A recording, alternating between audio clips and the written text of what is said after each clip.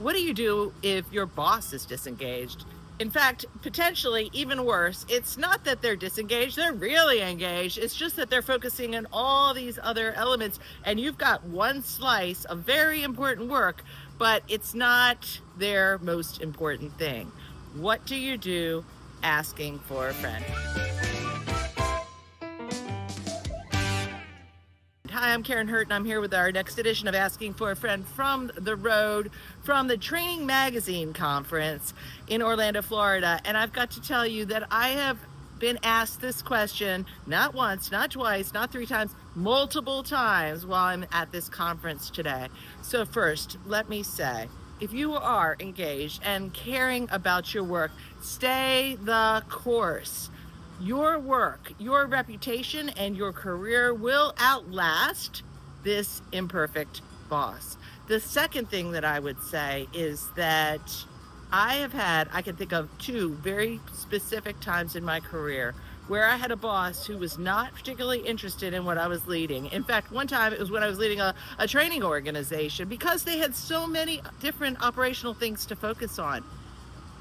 I learned so much during that time. I learned how to communicate well, to advocate for the work that we needed. I learned how to showcase our results in a meaningful way. I learned how to surround myself with people who really did care about the work. So this could be a remarkable time in your career.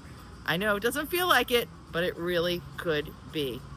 Okay, so let me give you a few pieces of advice. First, one of the things that's really vital is make sure that you really do understand what is most strategically important to your boss and to their boss. What are they thinking about when they come to work in the morning? What are they worrying about? What is weighing heavy on their hearts and minds? Because if you can position the work you're doing as it relates to that, it will make all the difference. The next is be easy to understand. So when you are communicating your results, when you're asking for what you need, do it concisely, do it deliberately, and do it with the outcome in mind, with your ask.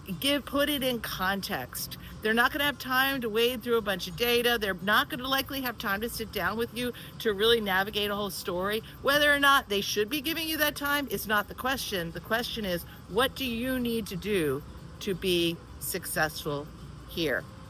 And I would also really surround yourself with people who are interested in caring about your work. Find a mentor, find a sponsor, find coworkers that you can connect with. So those are a few of my initial thoughts. But there is also a chapter in our book, Powerful Phrases for Dealing with Workplace Conflict, that it's chapter 23, and there's a couple of powerful phrases I thought would be super helpful for you here. So it's really divided into two sections. One, it's a section about how do you get your boss to see your genius, and then how to ask for what you need. So I'll just give you a couple from both. So how do you get your boss to see your genius? A couple of powerful phrases. As we head into the next 3 months, what do you see as my biggest strengths to build on, and what's one opportunity to grow? Help them to reflect on your work, and so you're getting the feedback that you need. What would an extraordinary year look like for my role? That's a really good one, because if they define extraordinary and you achieve extraordinary when you get to the end of the year and it's time for performance evaluations, you are set in alignment. What do you see as the top 3 strengths I bring to the team? How do you think I could use them to contribute more? Okay, and then some powerful phrases to ask for what you need.